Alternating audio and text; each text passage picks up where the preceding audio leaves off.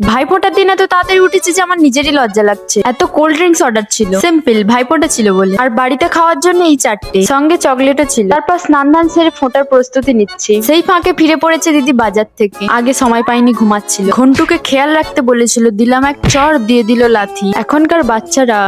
আজকে হচ্ছিল আমাদের ফ্রাইড রাইস, সাথে চিকেন কষা। ফ্রাইড রাইস তো হয়ে গেছিল, কিন্তু মাছ মাংস এখনো ডাঙায়। এদিকে আমার দাদা গান্ডে পিন্ডে খেয়ে যাচ্ছে, এদিকে আমি শুকনো হয়ে বসে আছি। 1:30 বেজে গেছিল, কিন্তু এখনো ফোঁটা দেওয়া হচ্ছিল না। শাড়ি পরবো নাকি জামা কিছুই বুঝতে পারছিলাম না। অপরন্তু শরীরটাও প্রচন্ড খারাপ ছিল, তাই পরে নিলাম জামা। চাওক একটা নতুন জামা পরলেই হলো। পরে প্লেট দুটোকে সাজাতে বসে গেলাম মিষ্টি দিয়ে। যদিও জানতাম খেতে পারবে না, দেওয়াও বেকার। শাঁখ বাজাতে পারবো না বলে চুপ করে শুয়ে আছে আমি এক কোণে। তাই ছোট দাদা শাঁখ বাজিয়ে দিচ্ছে আমার বদলে। ছোট দাদার হয়ে যেতে বড় দাদাও বাজাচ্ছে।